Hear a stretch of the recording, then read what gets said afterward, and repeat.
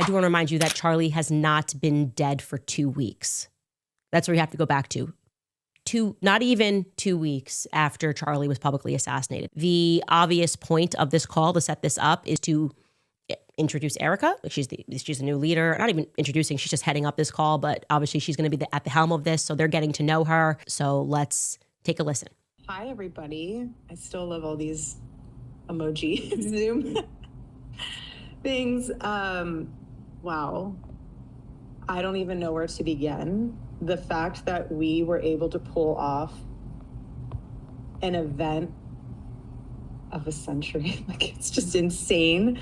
We had over 275,000 people that attended, and the stadium overflow, Westgate, insane, you guys. And then you have, was it 100 million? We had thousands that were registered to vote.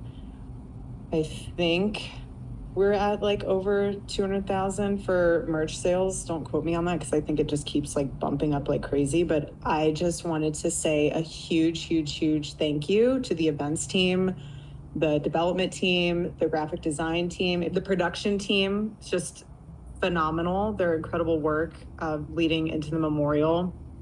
And honestly, a lot of the staff that worked on the memorial, they had 20-hour days for a week during the time of us grieving the loss of my husband. And honestly, I know several staff that didn't even sleep.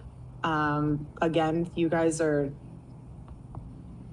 breathing angels. I don't care if any of you have beef with each other from the past or have any issues with someone said something about this or that. Like, if you guys have any of that, please put it to rest. My husband's dead. Like, I'm not trying to be morbid, but he's dead. And it puts life into perspective of how short life is and relationships. It is the general tone that is off-putting. It's the laughter that is off-putting. It's, again, we are not even 2 weeks after watching your husband be assassinated. We're talking about numbers and metrics that have been hit.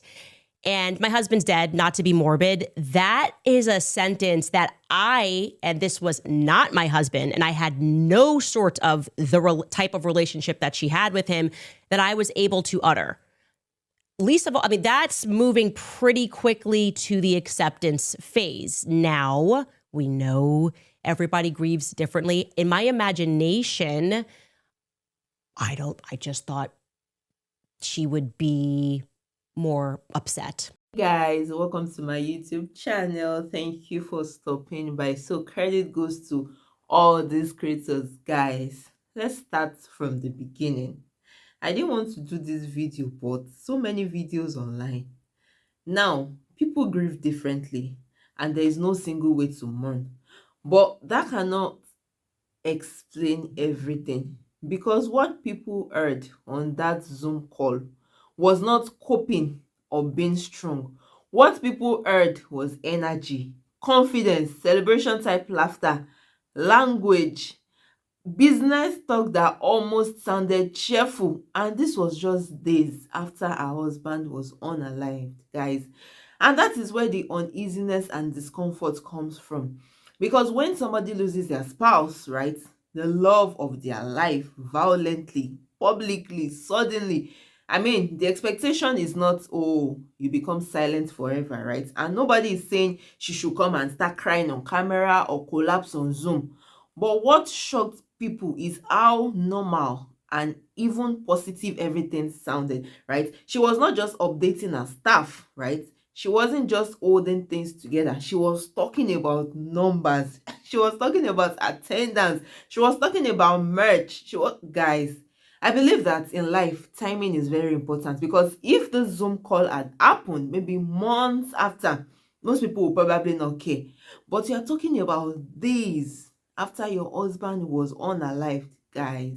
This feels different. And people are saying that, oh, hold on, how exactly are you mentally okay?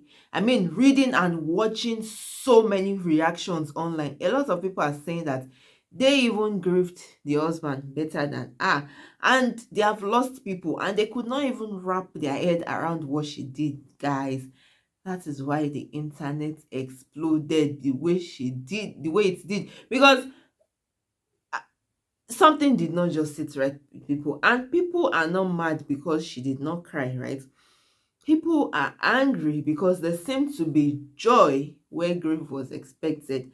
And no, that does not automatically, make her a bad person, right? Even though a lot of people think otherwise. Let's not go into that part of the discussion. But it also makes the moment so unsettling and uncomfortable. And so that employee that released this, all I can say is, damn, you must really detest us so much, because what is this revelation, guys? I need to know your thoughts in the comments concerning this, because the internet is on fire and 99.9% of people are not having this. Let's see what these other creators have to say. Don't go nowhere, and I'll see you soon. I were Charlie Kirk, I would haunt Erika Kirk into admitting what she did to me, because there's no way that lady didn't do something. Mind you, we are still in January. We have not even made it to month 2 of 2026. And here I am again for the second time saying, I'm with Candace Owens. Put your hands up right now. I'm praying. May a friendship like the friendship that was Candace and Charlie find you and hold you tight. This is how your friend is supposed to advocate for you. The only other friendship I want a friendship like is that girl who called the police after they came back from the trip because her friend went missing, and then we was able to find out that the husband did it, and we found out early on and messed up the husband's plan because the best friend was like, hello, my friend. Friendships like that are what you need. So Candace Owens gets on her podcast and she releases audio. This is audio of Erika Kirk 2 weeks after Charlie Kirk was assassinated. Ever been on a call with your regional manager before the Christmas rush? This is what Erika sounded like in the phone call, okay? And I don't like that. I know that grief comes in all different shapes and sizes, but it's giving district manager. It's not giving grief. And I know I can't be the one to judge the grief because, again, there is no definition to grief, but also like it's not what Erika's giving us. Also, I want to say, baby, I want my husband down to the floor about me. If I should happen to go before him, I want him done up, unable to walk, unable to talk, unable to eat. I want my friends and family to have to feed him soup with a spoon because that man don't have enough strength to hold the spoon up. If he gives you anything less than that, he did it. He's the number one suspect, because why would you not be done up about losing me? Not to mention, there is more chemistry between J.D. Vance and Erika Kirk than all of the science classrooms in America combined. You know, I can't say that I'm shocked, but it does piss me off hearing the things that she was focused on less than 2 weeks after her husband was killed. And it pisses me off all the people that was trying to gaslight me, talking about this was a grieving widow. You don't understand. This lady said less than 2 weeks after her husband was killed. This lady got on a Zoom call and said, you guys, I cannot believe we sold over $200,000 in merch. Merch? You guys, you won't believe it. We signed up over 1,000 voters. Voters? Voting? At your husband's memorial? You guys, I think we pulled off the event of the century. Pulled off? Event? The hat sales. You know, I think Charlie is in heaven right now, so excited for how much work we have coming in the future. You know, if you guys need more time to grieve my husband, don't be afraid to take that time, because I'm actually ready to get the ball rolling to start Turning Point 2.0.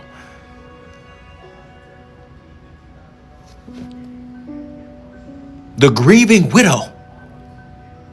Less than 2 weeks after her husband was killed, she is on a Zoom call talking about merch sales. Talking about signing people up to vote. Talking about how they got 300,000 new donors. Throughout that entire Zoom call, you can hear the giggling and the laughing. You can feel her smiling. Less than 2 weeks after her husband was killed. Most of us have our different opinions when it comes to Candace Owens. I mean, I've had some opinions. No, I don't like everything she says, but hey, when it comes to her and talking about this lady by the last name Kirk and the way that she's been grieving, not grieving, baby, I gotta stand with Candace Owens on this because, honey, I ain't seen the lady grieve yet. And Candace leaked audio/video of that lady by the name of Kirk kikiing and cackalacking instead of not grieving for her husband. Again, I gotta agree with Candace on this. I ain't seen no grieving yet. It's kind of odd. No, kinda. It's odd.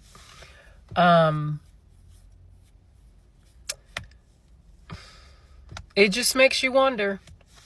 And I get people grieve different, but I just ain't seen no grieving from the lady. If anything, she seems more upbeat than sad and very odd. Guys, one thing is clear. A lot of people are not having this and they are pissed. Now, let's look at what she said, not how she sounded, because she seemed to speak like a CEO that just came out of a successful campaign. Now, she praised turnout, she talked about engagement, she highlighted results. Oh my goodness. And that language alone seemed cold, even in moments like that, even if it was unintentional. Because when your partner has just been unalived, right? Most people are barely functioning. Now, I understand the fact that people grieve in different ways, but to a lot of people, this seemed a bit too strange because grieving people are surviving hour by hour. They are foggy, they are disconnected, they are broken in quiet ways. But this Zoom call just sounded like she was just focused and clear. And that's why a lot of people are questioning it. Like, make it make sense. Not because they think that, oh, grief must look a certain way, but this just looked like the absence of it.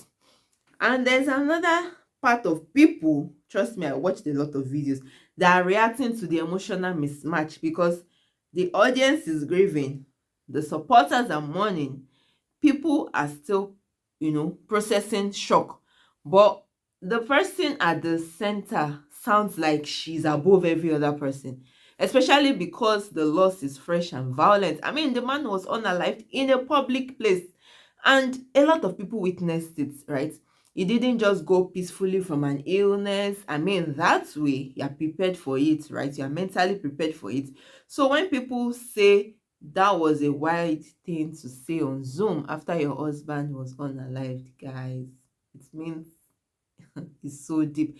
And I mean, grief is very heavy, but our tone just seemed so light, guys. What do you think about this in the comment section? Because there's a lot of people that are saying that, okay, grieving is different. I mean, it's possible, she cries in silence and all of that, and she doesn't display it outside.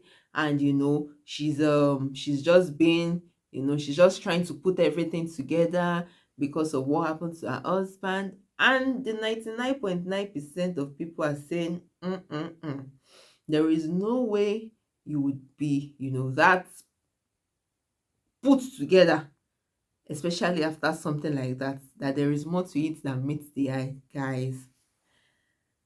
These are just thoughts I gathered online, speculations from people, but a lot of people have the same school of thoughts. What do you think in the comment section? I really want to hear from you guys. And if you have found value in this video, don't forget to like, share, and subscribe. And I'll see you in my next video. Please stay safe. Ciao.